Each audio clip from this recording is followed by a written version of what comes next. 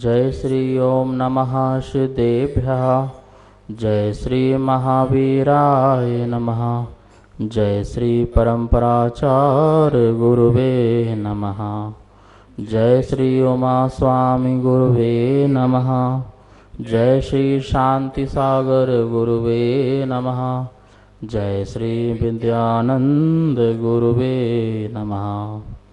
मोक्षमार्गस्य नेतारं भेतारं कर्मभूभृतां ज्ञातारं विश्वतत्त्वानां वन्दे तद्गुणलब्धये। मङ्गलं भगवान् वीरो मङ्गलं गौतमो गणी मङ्गलं कुन्दकुन्दार्यो जैनधर्मोऽस्तु मङ्गलम्। तत्वाश्रुत परम मांगलिक ग्रंथ है। आचार्य कुंदकुंद के पट्ट शिष्य आचार्य उमा स्वामी द्वारा यह विक्रम की प्रथम शताब्दी में लिखा गया सूत्रात्मक शैली है। संस्कृत इसकी भाषा है। 10 अध्यायों में विभाजित है। 7 तत्वों का जिसमें वर्णन है। हम सभी लोग देख रहे थे 6वां अध्याय जिसमें आश्रव अधिकार। आश्रव अधिकार में देख रहे थे जो सांप्रदायिक आश्रव है उसके कितने भेद हैं। उसमें अपन ने देखा 5 इंद्रिय, 5 चार कषाय, 5 अव्रत और 25 क्रियाएं। इस प्रकार से यहाँ पर अपन ने ये देखा। कल इंद्रिय और कषायों के बारे में देखा था किस प्रकार से सांप्रदायिक आश्रय होता है। आज अव्रत के बारे में देखते हैं। 5 प्रकार के अव्रत: हिंसा, झूठ, चोरी, कुशील और परिग्रह। हिंसा के जो परिणाम हैं, हिंसा के जो भाव हैं और हिंसा के जो कार्य हैं, इन सब के माध्यम से भी आश्रव होता है। जो हिंसा परिणाम है वो क्रूरता के परिणाम हैं, दया विहीन परिणाम हैं और ऐसे परिणामों के कारण और ऐसे किए गए कार्य के कारण क्या होता है, आश्रव होता है। आपको अव्रत नाम का सांप्रदायिक आश्रव होता है। झूठ बोलने पर अपने मन में अविश्वास और दूसरे के मन में भी अविश्वास पैदा होता है। सदा आकुलता बनी रहती है। इस कारण से आश्रव होता है। चोरी: हम किसी की बिना दी हुई वस्तु को ले लेते हैं तो वो चोरी कहलाती है। हम अनेक प्रकार की चोरियां करते हैं, व्यापार संबंधी में भी, और किसी के हम वचनों को भी चुरा लेते हैं, किसी के शब्दों को भी चुरा लेते हैं और इस प्रकार से सरकार के टैक्स आदियों को भी चुराते हैं, चोरी करते हैं। तो ये सब चोरियां, इन सब को करने से आपके आत्म परिणाम जो है निर्मल नहीं रह सकते हैं। तो जिसके कारण अशुभ जो है अव्रत नाम का सांप्रदायिक आश्रय होता रहता है। कुशील: अपनी स्त्री को छोड़कर के पर स्त्री में जो आपके परिणाम हैं वो बुरे परिणाम हैं और वो बुरे परिणाम से भी नियम से क्या होता है, अव्रत नाम का सांप्रदायिक आश्रय होता है। परिग्रह के प्रति दिन रात आसक्ति भाव, मूर्छा भाव, ये तो है ही है, और उसको ग्रहण करने की जो प्रवृत्ति है, उसमें किया गया जो कार्य है, इसके कारण भी आश्रय होता है। तो इस प्रकार से हिंसा, झूठ, चोरी, कुशील और परिग्रह, इन 5 पापों के कारण क्या होता है, अव्रत नाम का सांप्रदायिक आश्रय होता है।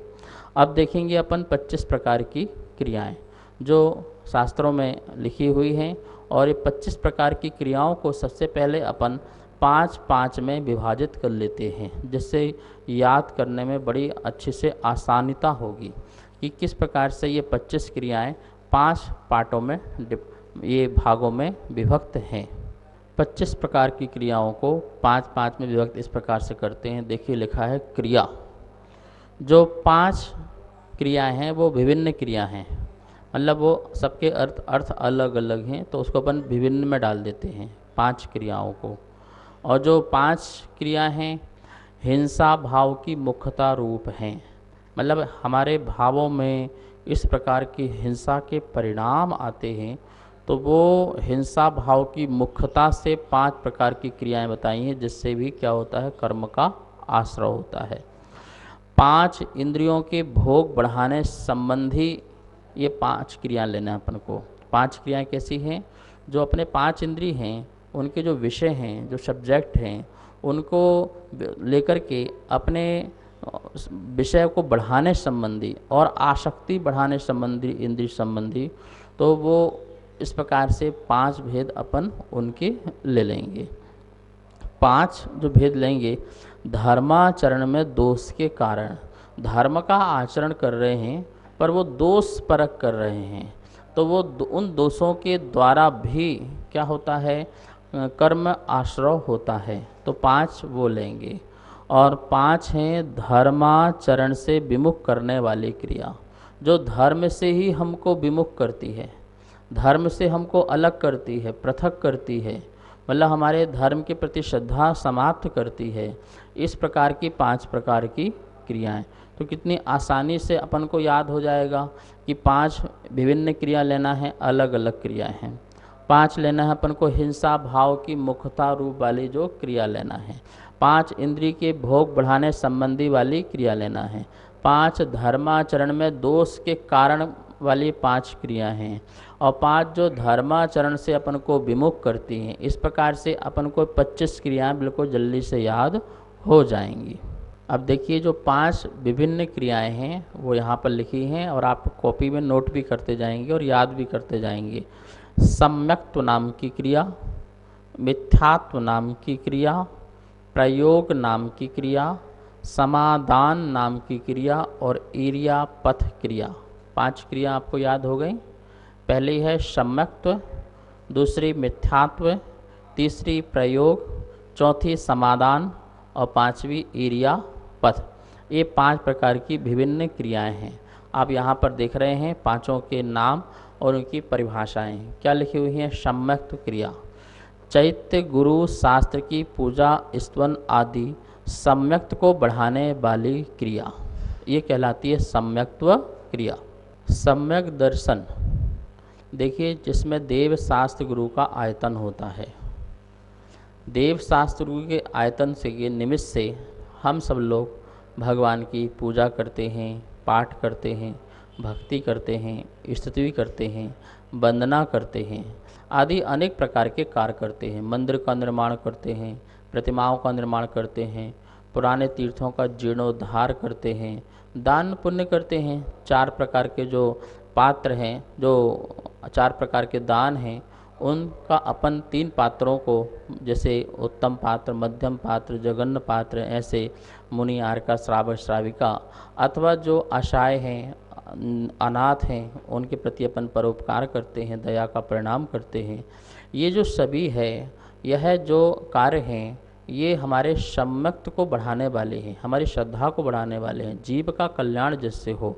इस प्रकार से चैत्य, जो मंदिर, जो प्रतिमा, गुरु, शास्त्र की पूजा, स्तवन आदि, ये सब सम्यक्त वर्धनी क्रियाएं हैं। ध्यान रखना, श्रद्धा को और भी अच्छा निर्मल करने वाली क्रिया है। हमारे पास क्षोभम सम्यक दर्शन है, तो जिसमें चल मल अगाढ़ दोष लग रहे हैं, उन दोषों से भी हमें मुक्ति हो और हम क्षायिक सम्यक्त की ओर मुड़ें। इन सब में हमें ये जो सम्यक्त नाम की जो क्रिया है, यह बहुत महत्वपूर्ण है। इससे भी क्या हो रहा है, आश्रव हो रहा है। अब आप बोलेंगे सम्यक दर्शन से आश्रव होता है, तो फिर सिद्ध परमेष्टि के पास भी सम्यक दर्शन है, उनको भी आश्रव होना चाहिए। लेकिन नहीं, यहाँ पर सम्यक दर्शन के साथ होने वाला जो रागांश है, जो राग है, वह राग जो है आश्रव का कारण है।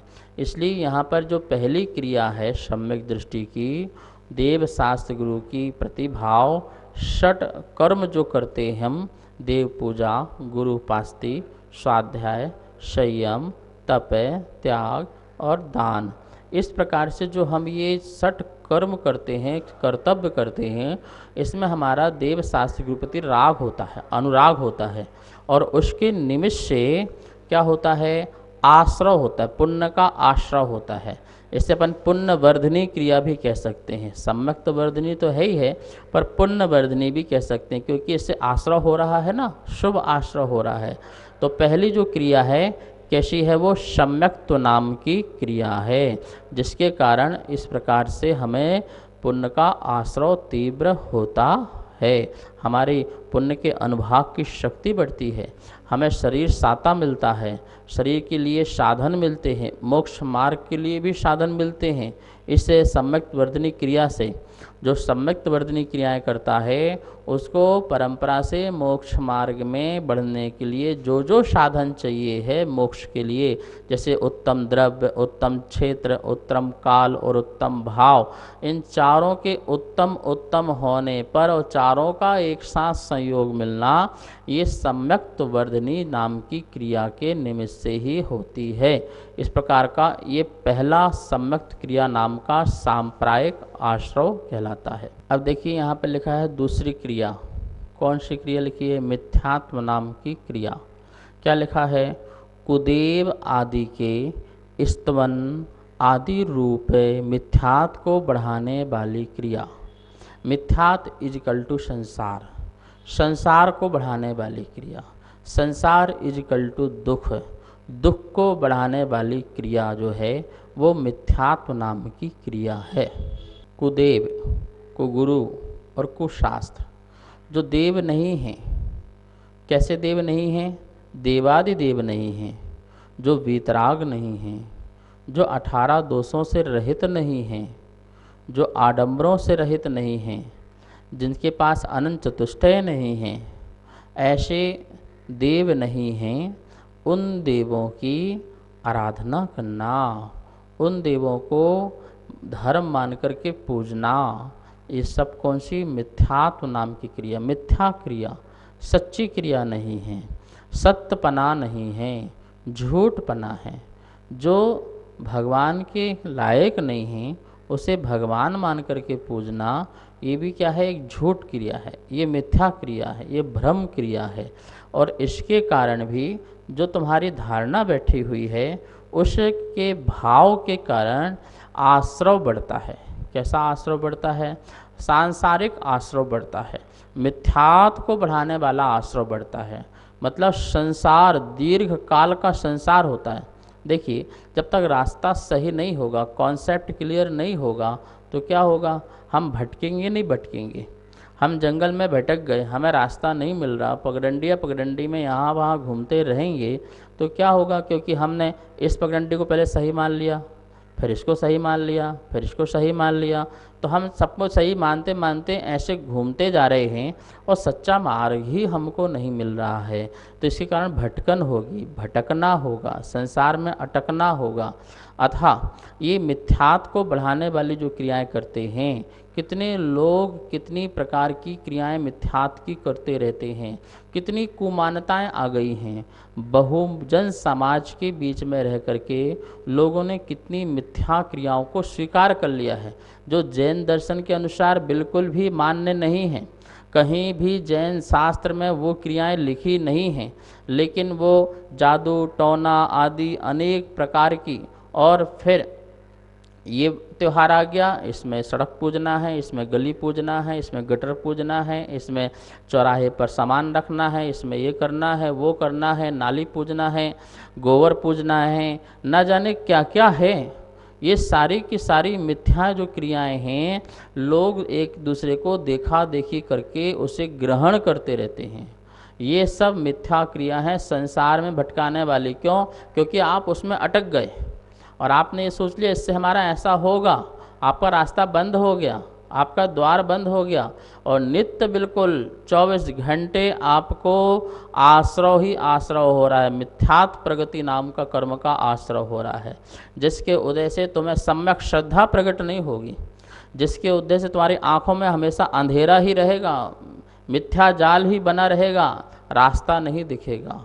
तो इस प्रकार से देखिए, ये मिथ्यात्व नाम की ऐसी क्रिया होती है जिससे कर्म का आश्रव होता है। ये दूसरी क्रिया है। विभिन्न 5 क्रियाओं में पहली क्रिया आपको याद हो गई होगी, सम्यक्त्व क्रिया। उससे भी कर्म का आश्रय है, पर अच्छा है, वो मोक्ष मार्ग के लिए है।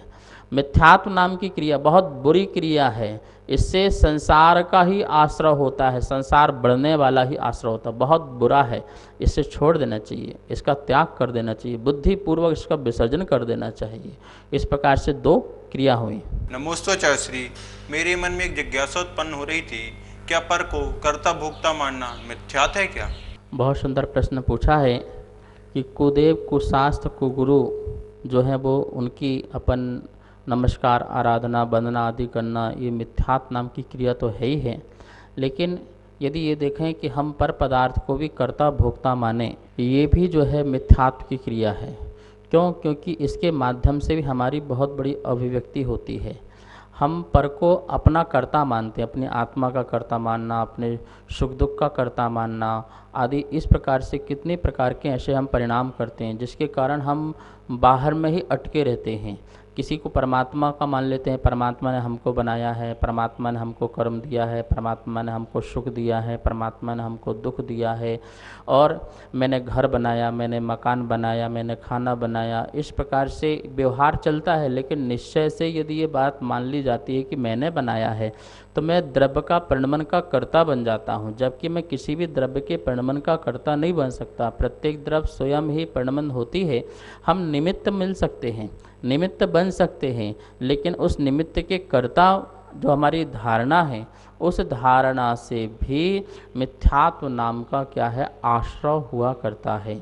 चार प्रकार की जो बुद्धि होती है, पर का कर्ता मानने की बुद्धि, पर को भोगने की बुद्धि, और पर का सुख दुख मानने की जो अपने अंदर जो बुद्धि है, इस प्रकार से पर में यह मैं हूँ इस प्रकार के परिणाम की बुद्धि, पर मेरा है इस प्रकार के परिणाम की बुद्धि, तो मामेदम बुद्धि, स्वामित्व बुद्धि, भोक्तृत्व बुद्धि, कर्तृत्व बुद्धि, ये सभी जो हैं ये भी हमारी मिथ्यात्व के कारण बनती हैं। इस प्रकार के परिणाम से भी जो हमारी मन वचन काय की एक्टिविटीज़ होती हैं, उसके माध्यम से भी क्या होता है, मिथ्यात्व का आश्रय होता है। तो ये भी मिथ्यात्व में ही आ जाता है। इसे भी हमें नहीं करना है, क्योंकि ये अगृहीत मिथ्यात्व है। एक गृहीत मिथ्यात्व होता है और एक अगृहीत मिथ्यात्व होता है, ठीक है ना। गृहीत मिथ्यात्व जो पर के उपदेश से हम मिथ्या धर्म को स्वीकार करते हैं, वो गृहीत मिथ्यात्व होता है। और जहाँ पर किसी प्रकार का हमने उपदेश नहीं मिला और अनादिकाल से हम इसी प्रकार के ही मानते चले आ रहे हैं, अपने आप को शरीर ही मैं हूँ, पर पदार्थ ही मेरा है, मैंने इसको बनाया है, मैं इसको बिगाड़ सकता हूँ, मैं इसे दुख दे सकता हूँ, ये मुझे सुख दे सकता है, इस प्रकार के जो तुम्हारे परिणाम अनादि से चले आ रहे हैं, वो अगृहीत मिथ्यात्व है। इस प्रकार से गृहीत अगृहीत दोनों मिथ्यात्व ही हमारे आश्रय के कारण बनते हैं। इस प्रकार से यहाँ पर जो दूसरी क्रिया बताई है, मिथ्यात्व सांप्रदायिक जो आश्रय नाम की क्रिया है, वह भी हमें नहीं करना है, इसका त्याग करना चाहिए। अब यहाँ पर देखिए तीसरी जो क्रिया लिखी है, वह लिखी है प्रयोग क्रिया। प्रयोग करना, क्या लिखा है इसमें, शरीर आदि द्वारा गमन आगमन आदि प्रवृत्ति रूप जो क्रियाएं हैं, वो प्रायोग क्रिया हैं। और इस प्रायोग क्रिया के कारण भी क्या होता है, कर्म का आश्रय होता है।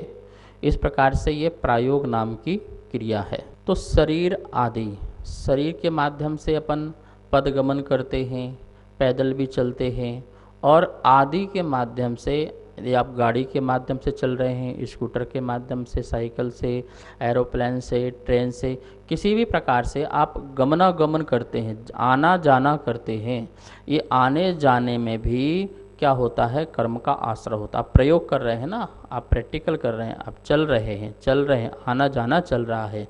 तो आप प्रयोग, आप कितने प्रकार का प्रयोग कर रहे हैं, अपने शरीर का, शरीर के साथ साथ अजीब वस्तुओं का साधन के साथ भी अपना जाना आना कर रहे हैं।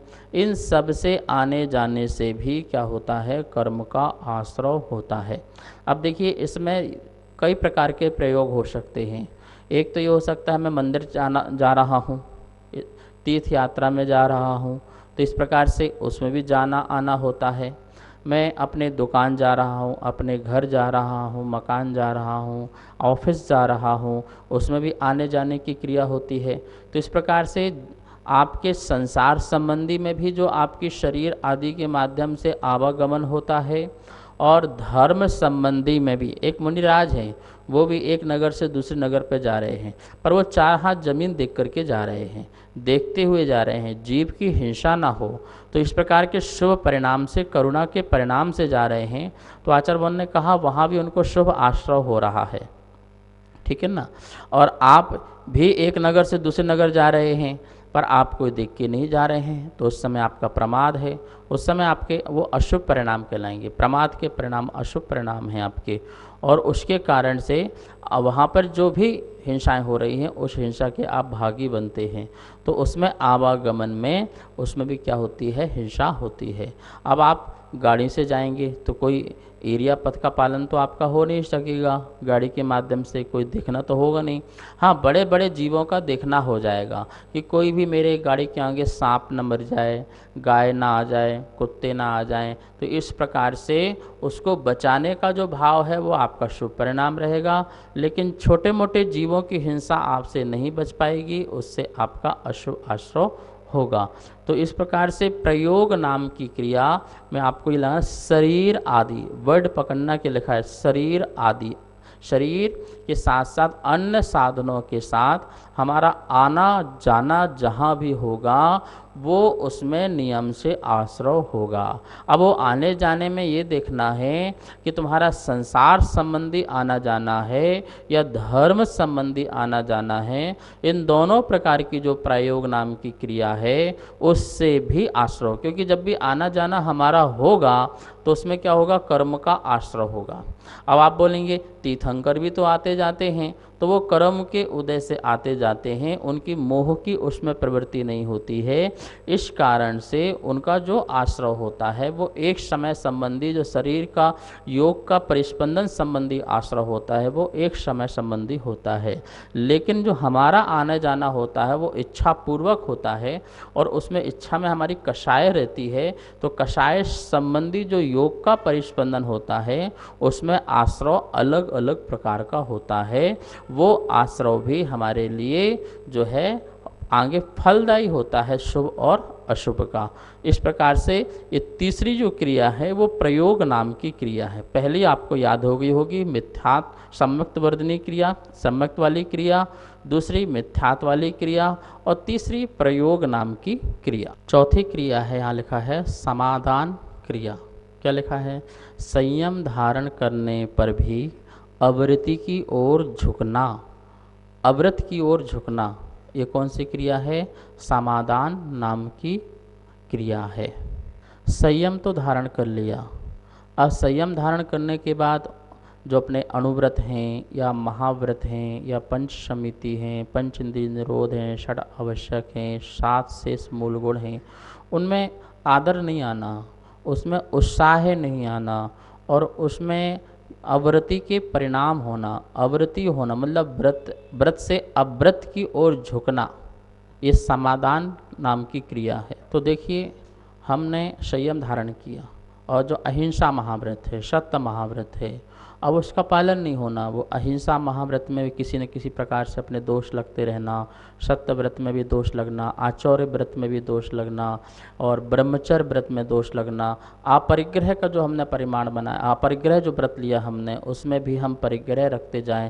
तो क्या ये अवरति की ओर झुकाव, कहीं ना कहीं राग है, कहीं ना कहीं हमारे लिए द्वेष परिणाम है, जिसके माध्यम से क्या हो रहा है, संयम का ह्रास हो रहा है, और इससे आश्रय हो रहा है, इससे कर्म का आश्रय हो रहा है। तो आचार्य ने कहा संयम धारण करके, व्रतों को धारण करके व्रत भंग हो रहे हैं, व्रतों में अतिचार लग रहा है, अनाचार लग रहा है और दोष लग रहे हैं, वो सभी जो है समाधान नाम की क्रिया है, उससे भी कर्म का आश्रय हुआ करता है।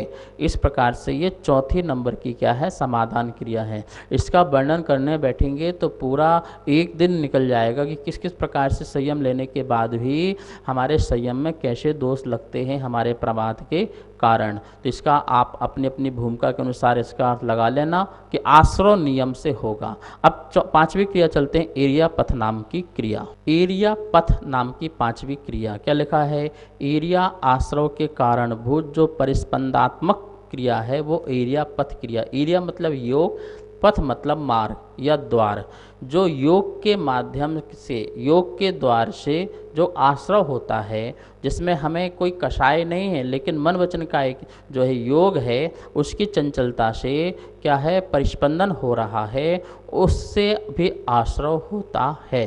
जैसे 11वें 13वें 12वें गुण स्थान में जो जीव को आश्रव होता है वो एरिया पथ आश्रव होता है, वो यहाँ पर इसको यहाँ पर लगाना। इस प्रकार से 5 प्रकार के आश्रव आपने यहाँ पर पढ़े। आगे की क्रियाओं के बारे में अब कल बताएंगे। आज स्वाध्याय यहीं संपन्न करते हैं। आइए जिनवाणी स्तुति करते हैं। जावाणी के ज्ञान से सूझे लोकालो, सोवाणी मस्तक धरो सदा दित हो दो। हे जिनवाणी भारती तो जपो दिन रेन, जो तेरी शरणा धरे सो पावे सुख चैन। सभी को बहुत बहुत मंगल आशीर्वाद।